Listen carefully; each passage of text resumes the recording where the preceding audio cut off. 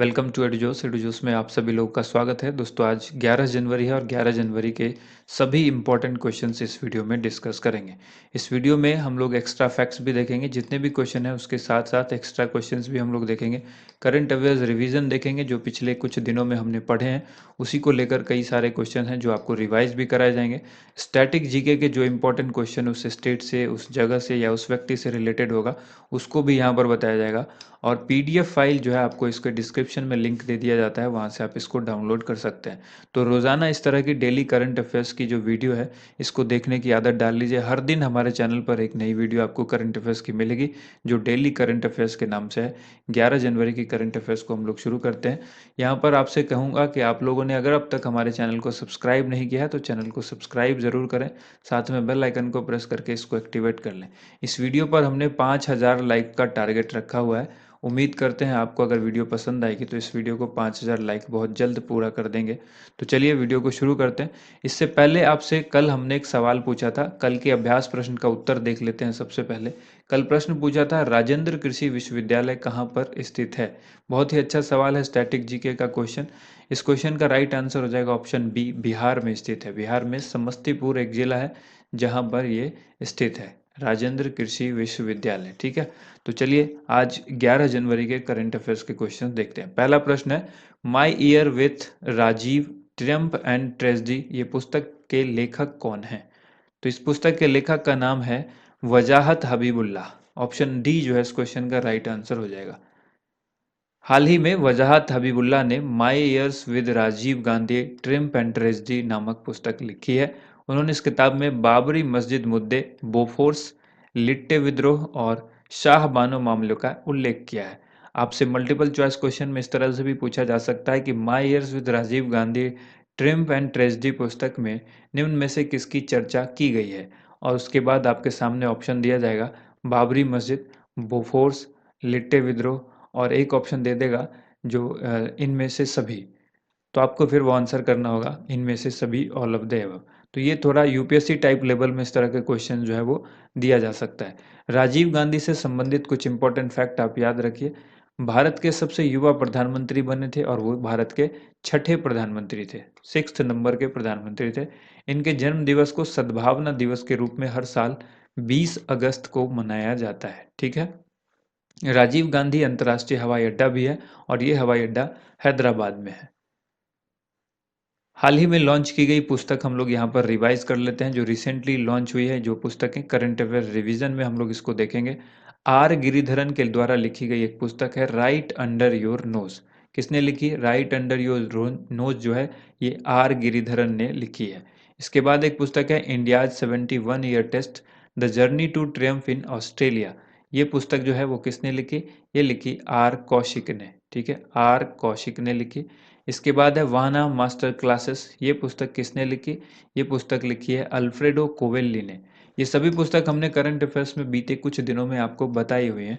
इसके अलावा आप याद रखिएगा, इन परस्यूट ऑफ जस्टिस, ये राजेंद्र सच्चर की आत्मकथा है। ठीक है, अब बढ़ते हैं अगले प्रश्न की तरफ। हाल ही में किस राज्य सरकार ने बुजुर्गों और महिलाओं के लिए मुफ्त बस सेवा शुरू की है। इस क्वेश्चन का आंसर हो जाएगा ऑप्शन ए, असम। असम सरकार ने बुजुर्गों और बुजुर्गों के लिए और महिलाओं के लिए जो है ये बस सेवा शुरू की है। असम के मुख्यमंत्री का नाम क्या है, सर्बानंद सोनोवाल। इन्होंने ये मुफ्त सफ़र करने के लिए 25 खास बसें चलाई हैं जो कि महिलाओं और बुजुर्गों के लिए है। ये बसें सिर्फ जो है गुवाहाटी में चलेंगी। मुख्यमंत्री सोनोवाल ने ब्रह्मानंद सारथी योजना के तहत नई पिंक बसों को हरी झंडी दिखाई है। किस योजना के तहत, ब्राह्मण सारथी योजना के तहत। ठीक है, उन्होंने कहा कि इस मुफ्त बस सेवा से महिला और बुजुर्गों को काफ़ी हेल्प होगी। करंट अफेयर्स रिवीजन में आप एक क्वेश्चन याद रखिएगा। हाल ही में गुवाहाटी उच्च न्यायालय के नए मुख्य न्यायाधीश बने हैं, इनका नाम है सुधांशु धुलिया। ठीक है, नेक्स्ट क्वेश्चन देखिए। अगला प्रश्न है, हाल ही में माधव सिंह सोलंकी का निधन हो गया, वह किस राज्य के पूर्व मुख्यमंत्री थे। माधव सिंह सोलंकी किस राज्य के पूर्व मुख्यमंत्री थे, Gujarat. Option A correct answer हो जाएगा इस क्वेश्चन का। यहाँ पर गुजरात के पूर्व मुख्यमंत्री और कांग्रेस के दिग्गज नेता थे माधव सिंह सोलंकी, जिनका निधन 94 साल की उम्र में हुआ है। 4 बार गुजरात के मुख्यमंत्री रह चुके हैं। कितनी बार, 4 बार गुजरात के मुख्यमंत्री रह चुके हैं। वह पूर्व विदेश मंत्री भी रह चुके हैं। सोलंकी गुजरात में खाम थ्योरी के जनक माने जाते हैं। KHAM, खाम थ्योरी के जनक माने जाते हैं, जिसमें खाम का मतलब होता है क्षत्रिय, हरिजन, आदिवासी और मुस्लिम। ठीक है, इन चारों को मिलाकर खाम कहा जाता है। अगला प्रश्न यहाँ पर देखिए, इससे पहले हम लोग गुजरात के बारे में कुछ और जान लेते हैं। गुजरात के लिए स्टैटिक जीके का जो पार्ट है उसको आप अच्छी तरह से याद रखिए। इसकी जो स्थापना है वो 1 मई 1960 को हुई थी। राजधानी गांधीनगर है, मुख्यमंत्री विजय भाई रूपानी, और राज्यपाल जो है वो आचार्य देवव्रत है। नृत्य जो यहाँ का है वो गरबा बहुत फेमस है। मंदिर यहाँ पर सोमनाथ मंदिर है। उच्च न्यायालय यहाँ का अहमदाबाद में है, जो साबरमती नदी के किनारे है। और राजकीय पशु यहाँ के एशियाई शेर हैं, जो गिर राष्ट्रीय उद्यान में रहते हैं। ठीक है, इसके अलावा यहाँ पर आपको याद रखना है, राष्ट्रीय सीमा राजस्थान, मध्य प्रदेश, महाराष्ट्र, दमन व दीव और दादर व नागर हवेली, इनसे जो है ये इनकी सीमा जो है वो जुड़ी हुई, यानी इनकी जो बाउंड्री है वो टच करती है। इसके अलावा अंतर्राष्ट्रीय सीमा जो है ये पाकिस्तान से मिलती है गुजरात की। और नदियाँ यहाँ पर साबरमती, नर्मदा, ताप्ती, माही, ये सब है। ठीक है, ये नदी जो है कर्क रेखा को काटती है, माही नदी। इसके अलावा आप याद रखेंगे बंदरगाह दीनदयाल, ठीक है, जो कि पुराना नाम इसका कांडला है, जो दीनदयाल बंदरगाह है, ये बंदरगाह भी गुजरात में है। 182 मीटर की सरदार पटेल की स्टैचू ऑफ यूनिटी भी कहाँ पर है? गुजरात के अंदर ही है। विश्व की सबसे ऊंची मूर्ति है ये आपको याद रखना है। सरदार वल्लभ भाई पटेल अंतर्राष्ट्रीय हवाई अड्डा भी कहाँ पर है? अहमदाबाद, गुजरात में है। रानी की वाव, जो कि 100 रुपए के नोट के पीछे चित्रित है, वो यहीं पर है, रानी की वाव, पाटन, गुजरात में ये। ठीक है, इसके अलावा अहमदाबाद देश का पहला विश्व विरासत शहर घोषित किया गया है। इसके अलावा भारत का सबसे बड़ा तटीय राज्य जो है वो कौन सा है? गुजरात है। ठीक है, तो इतनी सारी जानकारी हमने गुजरात के बारे में जानी। इसके अलावा तीन और जानकारी आपको याद रखनी है। लोकसभा की सीट यहाँ पर 26 है, राज्यसभा की सीट 11 है और विधानसभा की सीट 182 है।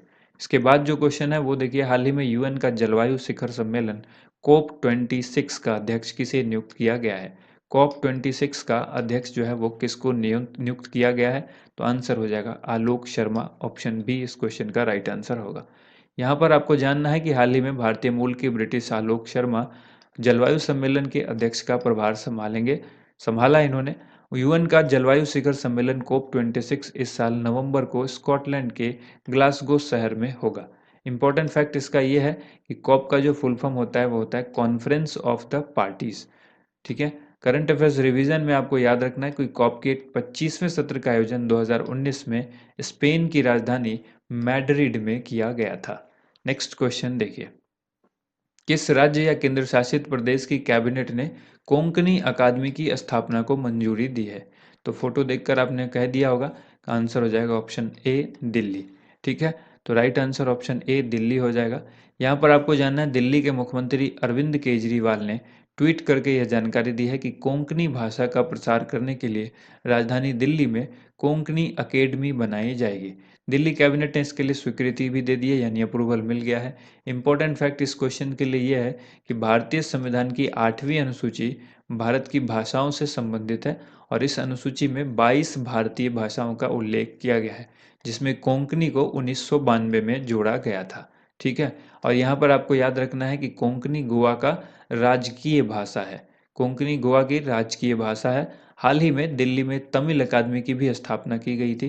तो रिसेंटली ये दोनों चीज़ आपको याद रखना है, तमिल अकेडमी और कोंकणी अकेडमी की स्थापना जो है वो दिल्ली में की गई है। इसके अलावा यहाँ पर हाल ही में अंतर्राष्ट्रीय अखंड सम्मेलन एडुकॉन 2020 का शुभारंभ किसने किया है? तो आंसर हो जाएगा इस क्वेश्चन का ऑप्शन नंबर डी, यानी रमेश पोखरियाल। इनका पूरा नाम रमेश पोखरियाल निशंक है, तो ये भी आपको याद रखना है। इसके बाद देखिए, यहाँ पर आपको याद रखना है, केंद्रीय शिक्षा मंत्री हैं ये रमेश पोखरियाल निशंक। इन्होंने वीडियो कॉन्फ्रेंसिंग के माध्यम से 2 दिवसीय वर्चुअल अंतर्राष्ट्रीय अखंड सम्मेलन एडुकॉन 2020 का शुभारंभ किया है। विषय है इसका, ये बहुत इंपॉर्टेंट है, envisioning education for transforming youth to restore global peace, ये इसका सब्जेक्ट यानी विषय है। इसके अलावा आपको याद रखना है कि रमेश पोखरियाल जो है वो उत्तराखंड के हरिद्वार से लोकसभा के सांसद हैं। उत्तराखंड के 5वें मुख्यमंत्री भी रह चुके हैं रमेश पोखरियाल निशंक। ठीक है, करंट अफेयर्स रिवीजन में हम लोग इस क्वेश्चन में ये जानेंगे कि 2020 में मानव संसाधन विकास मंत्रालय यानी एचआरडी मिनिस्ट्री का नाम बदलकर शिक्षा मंत्रालय कर दिया गया है। तो आपको याद रखना होगा ये कौन है? शिक्षा मंत्री हैं। ठीक है।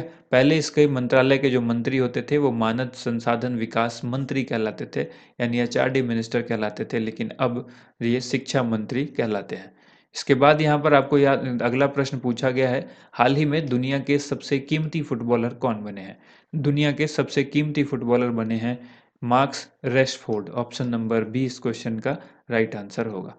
मार्कस रेशफोर्ड जो है वो दुनिया के सबसे कीमती फुटबॉलर बने हैं। इंग्लैंड और मैनचेस्टर यूनाइटेड के 23 वर्षीय स्ट्राइकर रेशफोर्ड की ट्रांसफर वैल्यू करीब 1490 करोड़ रुपए है। इसके अलावा 33 वर्षीय लियोनेल मेसी 97 पायदान पर खिसके हैं, यानी उनका जो नंबर है रैंक वो कहाँ पर है, 97th है। और इसके अलावा याद रखना है आपको करंट अफेयर्स रिवीजन में कि हाल ही में इंस्टाग्राम पर 25 करोड़ फॉलोअर्स पाने वाले पहले व्यक्ति कौन बने हैं, क्रिस्टियानो रोनाल्डो, जो कि एक वर्ल्ड रिकॉर्ड है। ये भी आपको याद रखना है, क्योंकि फुटबॉलर की चर्चा हुई तो क्रिस्टियानो रोनाल्डो जो है वो एक फुटबॉलर है, तो उनके 25 करोड़ फॉलोअर इंस्टाग्राम पर हुए हैं, जो कि ऐसे पहले खिलाड़ी हैं या पहले व्यक्ति हैं पूरी दुनिया के जिनके पास 25 करोड़ करोड़ जो है वो फॉलोअर्स हैं। अगला प्रश्न है, हाल ही में इजराइल ने भारत के उत्तर पूर्व में किसे मानद काउंसिल नियुक्त किया है? इजराइल ने भारत के उत्तर पूर्व में किसे मानद काउंसिल नियुक्त किया है? जय श्री दास वर्मा। ऑप्शन ए इसका राइट आंसर होगा।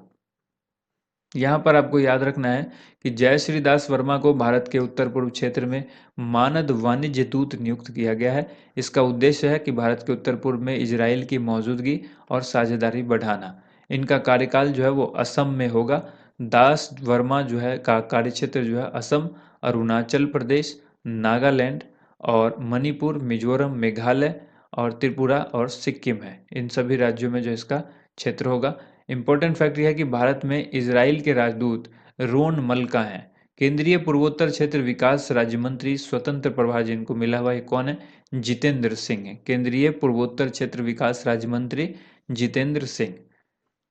एयर इंडिया की महिला पायलटों की टीम ने दुनिया के सबसे लंबे हवाई मार्ग पर उड़ान भरा है। इन्होंने अपनी यात्रा कहाँ से शुरू की थी? एयर इंडिया की महिला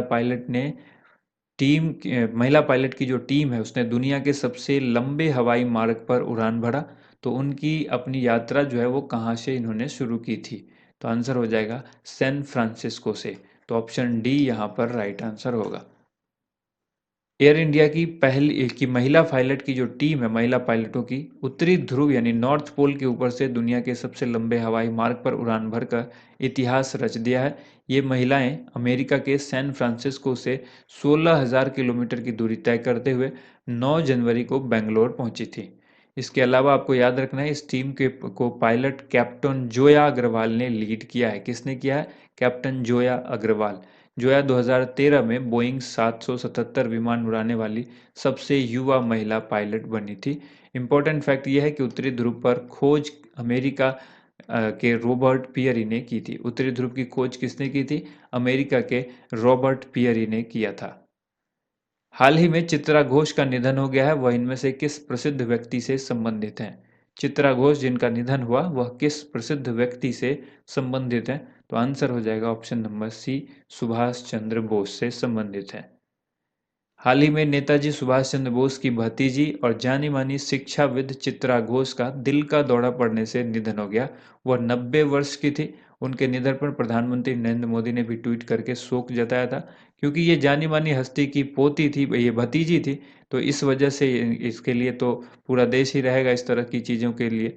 तो करंट अफेयर्स रिवीजन में आपको आज एक क्वेश्चन यहाँ पर यह है कि हाल ही में ममता बनर्जी ने कहा है कि नेताजी सुभाष चंद्र बोस की जयंती 23 जनवरी को बंगाल में देश नायक दिवस के रूप में मनाई जाएगी।